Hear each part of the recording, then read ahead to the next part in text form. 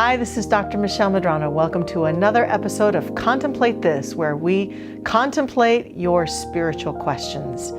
Today, I would like to talk about the topic of forgiveness. Have you ever had anyone that you needed to forgive? I have. I certainly have. My favorite quote about forgiveness, I've heard attributed to Carolyn Mays. She says that having resentment in your heart or unforgiveness in your heart is like drinking poison and hoping the other person will die. And that quote has always caught my attention because I really see forgiveness as a step towards greater freedom that we give to our own heart, that we give to our own self, that we give to our own energy. And by that I mean that unforgiveness or resentment that we hang on to, it mostly keeps us damaged, keeps us playing small, keeps us in limitation. And at the same time, I totally acknowledge that there is a perfect time for forgiveness.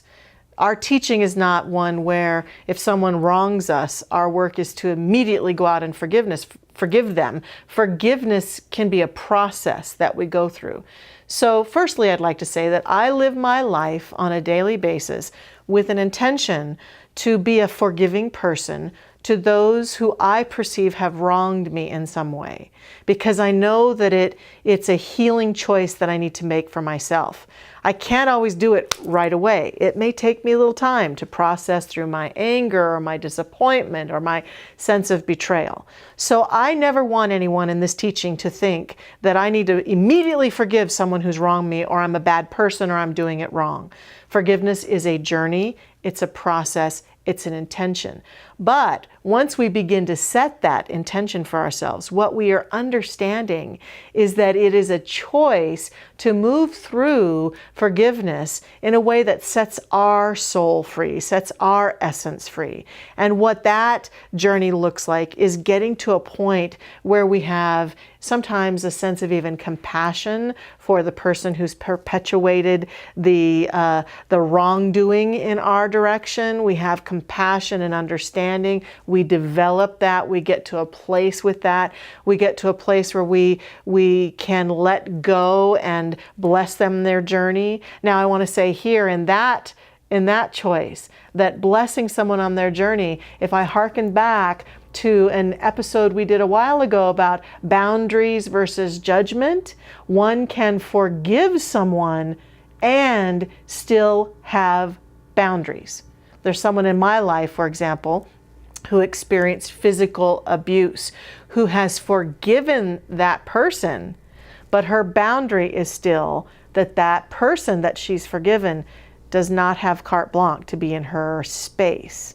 So forgiveness can exist within the confines of having personal boundaries. It's all about how I extend those boundaries. It's about saying, I forgive you, and I understand that that's how you tend to behave, and I have a boundary about this.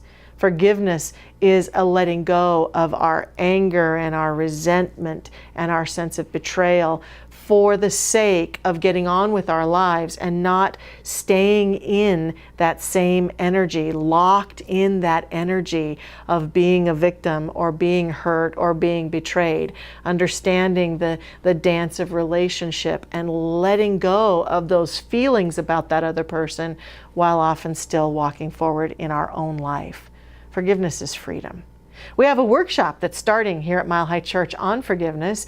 If you live in the local Denver metro area, you might want to consider it. Reverend Joshua Reeves will be giving a 4-week forgiveness workshop.